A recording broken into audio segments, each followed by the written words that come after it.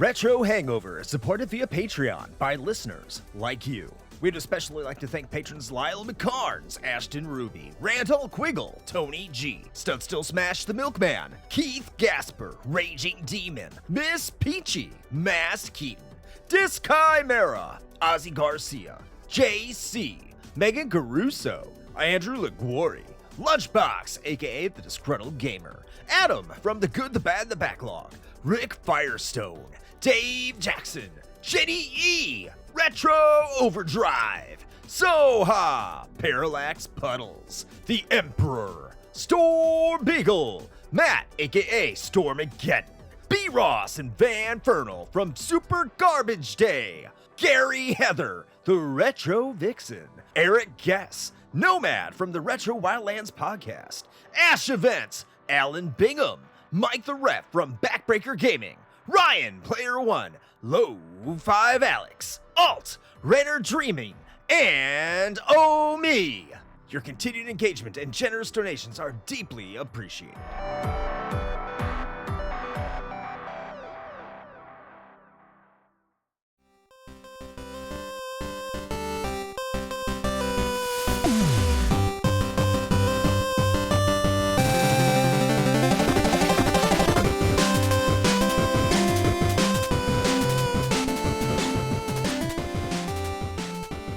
Welcome to The Flight, a consumable curation of champions and catastrophes that is considerate of your chronometer. I would say that this would be an incredibly impressive show if I did this all by myself. I think it would be. I know it would be. It would be incredible. But you know what? It's even more incredible because the show is not being done solo. It is myself, Chris Copleen, here to give you another flight with the host with the most. You know him. He's making sure that I don't do this solo, even though that would still be incredible, and you'll know that. I think if he did it solo too, it'd be incredible. It is Shane, the Dick Dragon Seltair. How you doing, Shane? I'm doing fine now. I was a little concerned at the beginning there. I was like, what are you trying to say? You trying to say? It's just like one of those band breakups where it's like, you know what? I could make my own band. It'll be better than what we were doing, and then everybody's salty, and then they don't talk to each other for like 40 years, and then they have a reunion tour where it's like kind of awkward, but you know they make up and everything's cool again. Anyway, I just thought about all of that in the last like 30 seconds. I don't know. Hi. I'll make it like another source of content, the Retro Hangover reunion Patreon show, because I don't do enough of those. Yeah, no, definitely not. So what are we talking about today? The most impressive games by a solo developer, as in a single person. And this topic was recommended by Soha. Thank you, Soha. And you too can recommend topics if you join our Patreon for as little as $1 a month. Head over to our Discord and put in your suggestion over at the top 5 suggestion, and then patrons vote on it, and they let us know what we have to talk about here. And that's what we're talking about here, courtesy of Soha. So thank you. But that is what we're talking about, Shane, is most impressive games made by one singular person. Well, no, I mean, aside from composers, but I mean, sometimes they are the composer as well, which is also impressive. Yeah. Very impressive. Yeah, for sure. Well, I suppose then, would you like to kick things off with your number 5? Absolutely. Number 5. So my number 5, I did not know this prior doing research to it. I thought it was developed by a bunch of people just because of who it was published by. I think it was Bullfrog that published it, or EA. I mean, essentially Bullfrog is EA at this point, but you don't really see games made by major publishers having a solo developer. And that game is Roller Coaster Tycoon. Ah, yes. Which was developed by Chris Sawyer. I can't, like, this is 1999, that a major game, like, this wasn't a small game. This was a pretty big game, especially by PC standards, and got quite a big name for itself in 1999. It seems like if we ever did a COG, we would definitely talk about it. We couldn't eliminate it. I don't see why we wouldn't talk about it. But especially as impressive as it is, that it was developed by one person. Like, that's astounding. That is incredible. As fun of a game as that is, and it still, like, resonates to this day. People still build crazy contraptions to see if the physics can take people to space, and then when they crash and die, they're like, okay, I gotta add a little bit more, and they're like, oh, they crashed and died, and like all these funny things that you see happen with Roller Coaster Tycoon.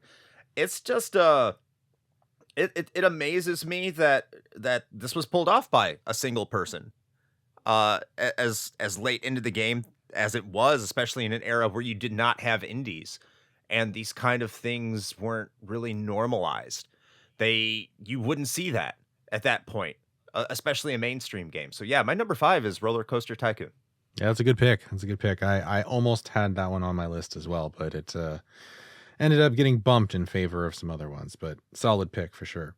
Oh, there are a ton. There are a ton I had to think really hard about adding or not having on. Like, there are so many of them that are really good. And one of those happens to be my number 5, which I put here not because I have like extensive personal experience or anything, but mostly because of its, I guess, historical significance, if nothing else. And that is River Raid for the Atari 2600, which was developed solely by one Carol Shaw in 1982. So Shaw had made games for Atari before joining Activision and before working on River Raid. But she was inspired by the game Scramble, which came out the year prior in 1981. And what she wanted to do is basically try to set out to make a game that had infinitely scrolling screen. Like, that was kind of her goal. And so she designed and programmed River Raid entirely by herself. She did say that she got some, advice from other folks in the Activision offices, but the work itself was all done by her. And it ended up being one of the best-selling games of 1983. And also, a pretty good achievement in and of itself is that it was the second best-selling Atari 2600 game of that year, behind Ms. Pac-Man. So quite the achievement for a solo developer. River Raid's a really good game too. It's basically like the grandpappy of top-down shoot 'em ups. So Number 4. That leads me to my number 4 pick, which is actually in the same lane. I think if you're going down that route, we might have a lot of similar picks, considering what I'm looking at, if that's your mindset.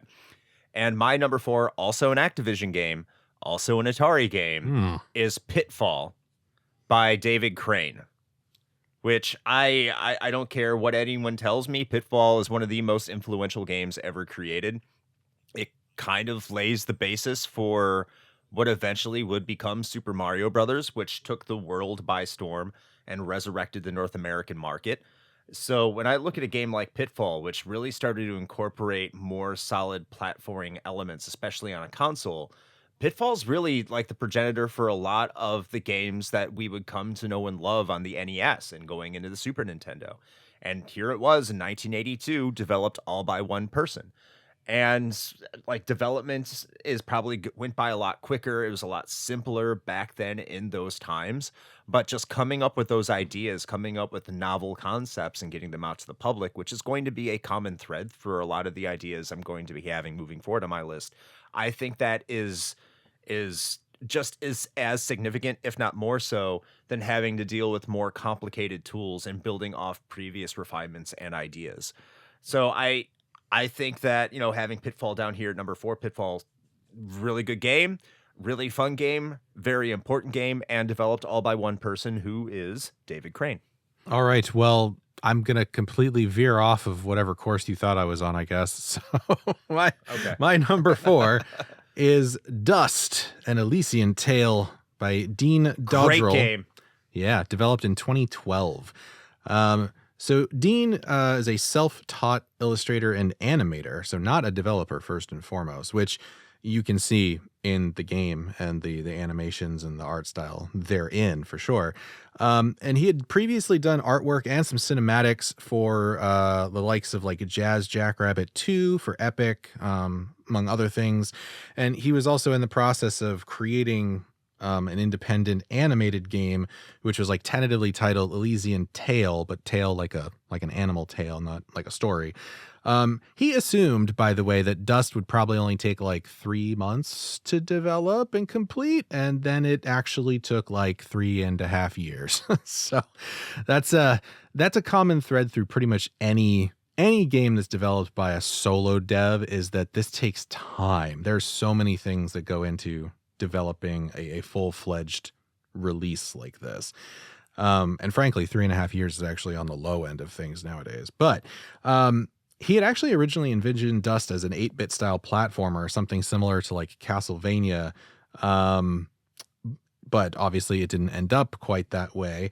A lot of the inspirations that he had for Elysian Tale came from things like Metroid, Golden Axe, Ys 1 and 2, and a few others that Dodrell himself cited as some of his favorite games.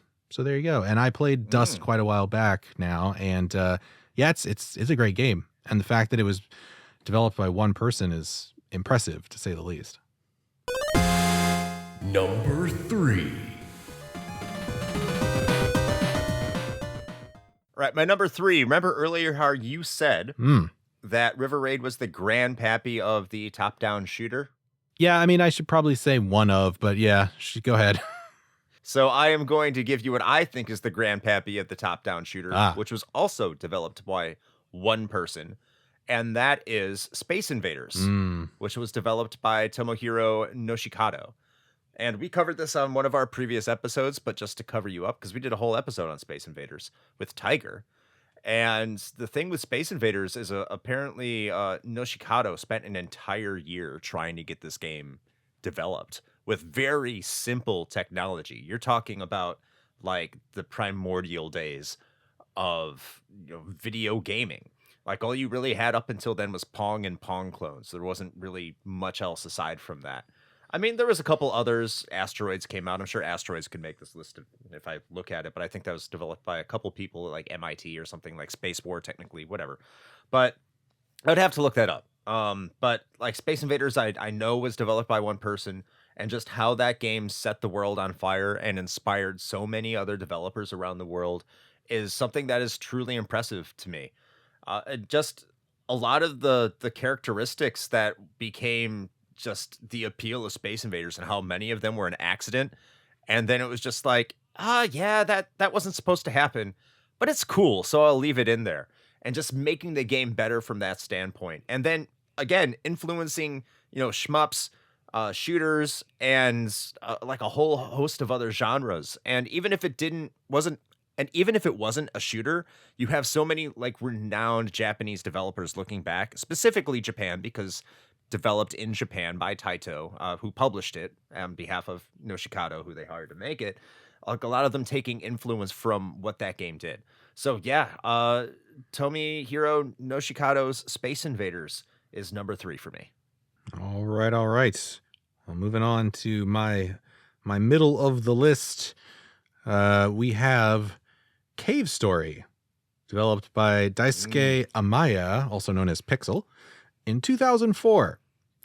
And if you are not familiar with Cave Story, it is a delightful little Metroidvania that was developed over the course of 5 years in his free time, and unsurprisingly, was heavily inspired by both Metroid and Castlevania. Go figure. You could say it's a Metroidvania. You could. One might say that, yes. And it was originally self-published to Windows PCs, and then after a bit, Amaya ended up working with some other studios and things like that to get it ported. And basically, at this point, Cave Story is on most platforms, I believe, in some incarnation or another. Whether you've got Cave Story Plus, which was like sort of like almost a remaster-ish of it, or Cave Story 3D, which I think was on the 3DS. There have been a couple different flavors, but regardless of which one you play, it is a great entry into the pantheon of Metroidvanias. It's a lot of fun. It has a lot of personality, a lot of charm, and it also plays really well too. The controls are tight. Like, it's just a fun experience. So if you're a fan of that style of game and you have not played Cave Story, I would recommend it. By the way, I have not played Cave Story. which is why it's not on my list. It was originally at number 5, but I was like, I'm gonna include games I have played. But I think Cave Story is tentatively on the docket for our schedule next year. So we might do a full episode for it in the future. I won't say near future, but in the future. It's in the pipeline. Well, there you go. I might be talking out my ass. If not, it's going to go on the schedule. I say, if not, then I'm sure Keaton will keep us honest. I'm sure that he will. Number 2. My number 2 is a layup. Probably a little too obvious, but I have to include it because this is that list. And it does come from Russia with love. And that is Tetris by Alexei Patnichov. Patnich. I don't speak Russian. I'm sorry. Alexei Pachitnov. I believe it's Pachitnov. Yes. Pachitnov. Alexei Pachitnov. There you go. Spending most of this time talking about how to say a man's damn name. No offense, but I can't. But do I really need to say much here? Do I really need to say much about Tetris? It took over the world in 1989. It's probably the best puzzle game ever made. Like, there's no way to improve it. Every time they've tried to improve it, or change it, it's never been as good as the original product. I think the only thing really comparable is the recently developed, when I say recently now, it's like, 2016, 17 or something like that? It's like not even that recent, but Tetris Effect. I would also put Tetris 99 in there.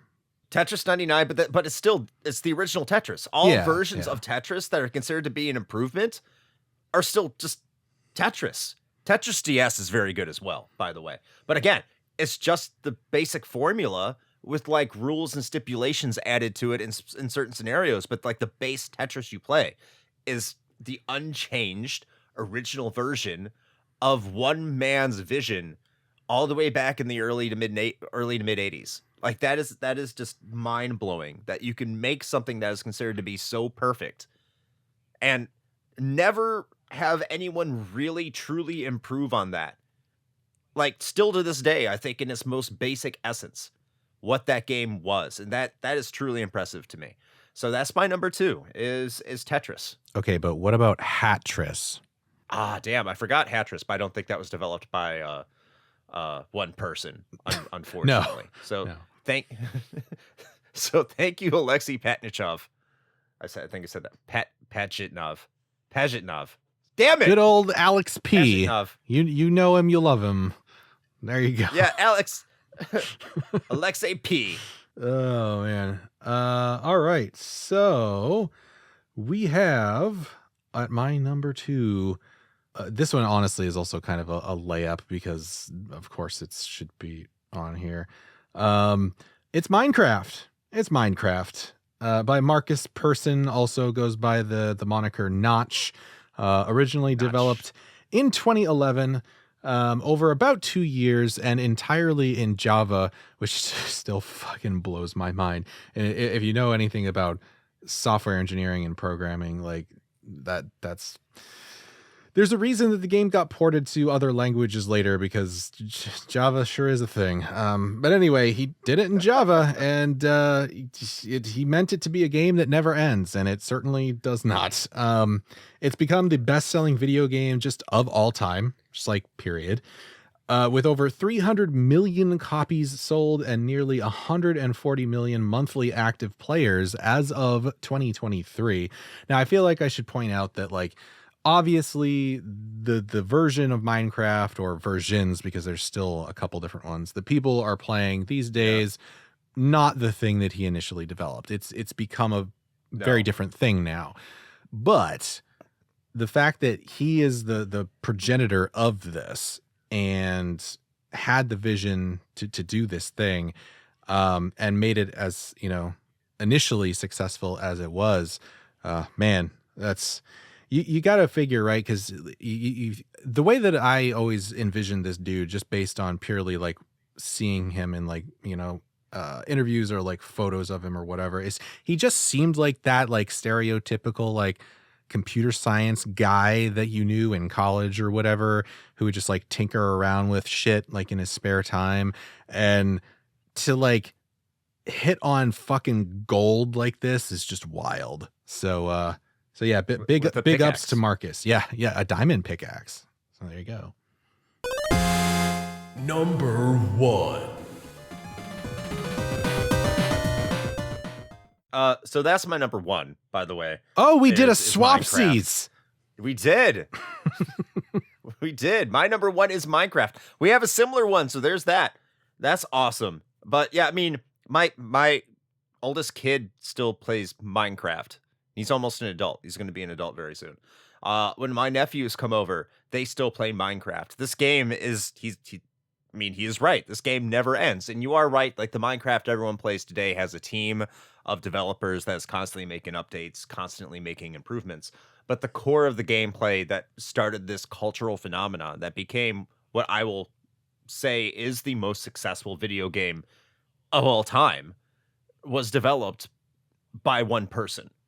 And to be able to create a game, and that's why Tetris was number 2. I mean, my number 2 and my number 1 were games that caused cultural phenomenons that really stemmed from just one person sitting down and creating something that they wanted to create without having anyone breathing down their neck and telling them what they had to do, or having a bunch of other people telling them that they're doing the right or wrong decision. Sometimes that's good, by the way. I'm not saying that's entirely bad, but the breathing down your neck and telling you that's usually bad. Yeah, we're looking at you, But, George Lucas.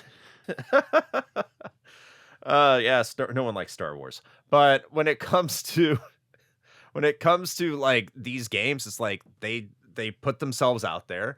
They dedicated the time to what they wanted to do, and you have two of the biggest games, two of the biggest properties ever, stemming from just one person sitting in their like living room, office, basement, whatever, or in the gulag in Tetris. Probably not a gulag, just with a bunch of government officials just telling them what to do. Hooray, communism! But hey, that's what created these great games. It was the vision of a singular entity. So yeah, Minecraft's my number 1. Have to give it to the biggest game of all time if it's developed by a single person. That's an easy one for me. All right. Well, I said we did a swapsies because my number 1 you already talked about, and it's Tetris. So. Oh, yay. That's what you meant. Yeah. Okay. Woohoo! Yeah. So, yeah. I mean, man, so you 100% valid argument for having Minecraft at number 1. And I kind of went back and forth on this a little bit, but ultimately I put Tetris as my number 1 because I don't know. There's maybe it's the history or just the longevity of it or the impact that it's had. I don't know, but divorcing it purely from like sales numbers, which I mean, for the record, Tetris has sold a metric fuck ton of copies in its different incarnations anyway. But yeah, man, it's fucking Tetris. Like it also holds at least last time I checked, I'm assuming it's still valid, but it holds the Guinness World Record for the most ported game ever. So you can play it on your fucking toaster if you want to, or your smart fridge. I mean, I played a lot of Tetris on my TI-83 calculator when I should have been paying attention in chemistry class. So, there you go. It's got fuck, man. Like, yeah, it's Tetris. I don't know what else to say about it. Oh, also, fun fact, by the way, just because we're talking about the importance of these things and like the cultural impact, but like Tetris, like had its own like psychological phenomenon named after it called Tetris effect, which now is more generally known as GTP, I found out, which is called game transfer phenomena, which is a fancy way of basically saying you've been playing this game so fucking much that like you're starting to hallucinate about this shit in real life. And that was a thing like that they tested out with people playing Tetris like hours and hours a day. They would start to think in terms of Tetris, like in their real life. Like when they would see boxes on a shelf, they would think about how can I fit other boxes in this fucking shelf or things like that. And, I may have had experiences like that as well. I've talked about it on the show before where I possibly could have been playing so much Diablo 2 when I was in high school that there was one time that I remember to this day when I drove my happy ass over to my friend's house And the first thought I had as soon as I parked outside of his house was, man, this would be so much easier to get back to his place later if I could just activate a waypoint. And then I immediately was like, what the fuck? So it's a thing. You're not wrong. It's a thing for sure. I mean, actually, I did that again. I was playing a lot of Deus Ex at one point, and I started imagining that the security cameras on top of our local Walmart were like watching me, and how effective it would be if I could just use a silenced pistol to knock them out so that I could sneak in. And I was like, maybe I should take a break from Deus Ex for a little bit. But anyway, so there you go. That's my number one is Tetris. Yeah, it's Tetris. There you go. Yeah. It's still amazing to me that Alexei P. Yes. Alexei Patnijov. Why did I say Jov? I don't know. Pajitnov. There you go. Yes. Pajitnov. Alexei Pajitnov didn't make a dime off that game until like the mid-90s. Oh yeah, that was the other thing I forgot to mention. Yeah, well, because he basically Nintendo like had the rights to the fucking game until '96, and then he finally got it back and started. What do you call? I think it was like the Tetris Foundation or something like that. The Tetris Company or something like that. Yeah. So, but like, because Nintendo didn't get the rights from him, they got it from the USSR. True. Because he didn't own the rights. That's a good point. Yeah. So yeah, I mean, it's just mind blowing that the single creator of the best puzzle game of all time didn't even get to profit off of it until probably his popularity had waned. Not saying he did poorly once he got that property, of course, but like in its heyday, he wasn't able to capitalize on that, and that's really sad. But yeah, there's our list. So what's your list? I think there's a ton of games out there. I saw Chained Echoes coming from a lot of members from our community. I had to tell them that I don't think either of us have played it. Have you played Chained Echoes? I haven't. And yeah, there were a number of other solo dev games that probably deserve to be on a top 5 like this, but I either haven't played them, or if I'm being totally honest, they didn't click with me. Like something like Braid, for example. I tried Braid, didn't like it. Same. So I guess I'm in the minority there. But yeah, like Fez, Braid, like there's Downwell, like there's so many fucking other things. But yeah, so I'm sure y'all probably have your own lists that are probably pretty different from ours. So if you want to share those with us and to discuss this episode, you can do that. We have a dedicated channel for that, actually, in our public Discord. So if you're not already in there, I would suggest that maybe you check that out, because it's where all the cool kids hang out. And you can talk about our episodes or just general bullshittery, or if you want to, engage in the couple of things that we've got going on a monthly basis, whether it's our review crew or the high score challenges, or I think as of recording, I think we've got our 30-day music challenge going on again. Is that right? Yeah, we do. At the time of this recording anyway. Yeah. That might transform into something else. I'm pretty sure by the time this comes out, it's going to be wrapped up, but we'll see. I might be using that content and making something for our patrons. So be on the lookout for that. If I ever find enough time and not just collapse into myself, we'll find out.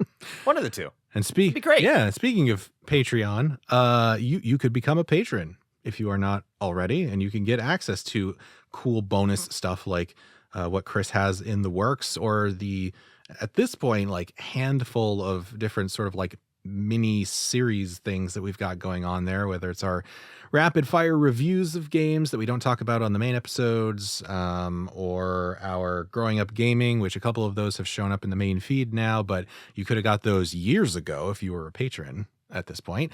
We have Chris's series called IO Saturnalia, which is going over every Saturn game, which is an endeavor. So I applaud in North America. Yes, I applaud and also am concerned for him, but we'll see how it goes. Yeah. So anyway, lots of cool stuff. You should check it out. And all of that stuff is in one place. Go to our Linktree. There you go. Where we have the old man thing, apparently, that is Linktree. I don't know what the cool kids are doing now, but I guess it's not that. But anyway, you can go to linktr.ee/retro hangover and find our main feed, the aforementioned Patreon, or our merch store, also our socials, and our YouTube and Twitch channels as well. which maybe by the time this comes out, we will be simulcasting to, if I can get both of us set up with that properly, which shouldn't take a lot of time, but yeah, lots of things going on. I don't know. It'll happen eventually. But Chris, what can the people expect from us? Admittedly, not professional streamers on Sunday nights. Well, I mean, admittedly not much, but you can go see what not much is if you head over to twitch.tv/retrohangover on Sundays at 9 p.m. I'm not promising anything. I'm not even promising you'll be entertained. But what I will tell you is that you'll come away with a different appreciation of us. I didn't say it would be positive, but if you head over to twitch.tv/retrohangover at 9 p.m. on Sunday. Why am I laughing? That was a dumb joke. At Sunday at 9 p.m. Eastern time, you can see us flail about and humiliate ourselves, but we will still love you. So head on over there, twitch.tv/retrohangover, 9 p.m. Eastern time, Sundays. There you have it. Well, now that we have had all of that said and done, until next time. Play with your solo time joysticks.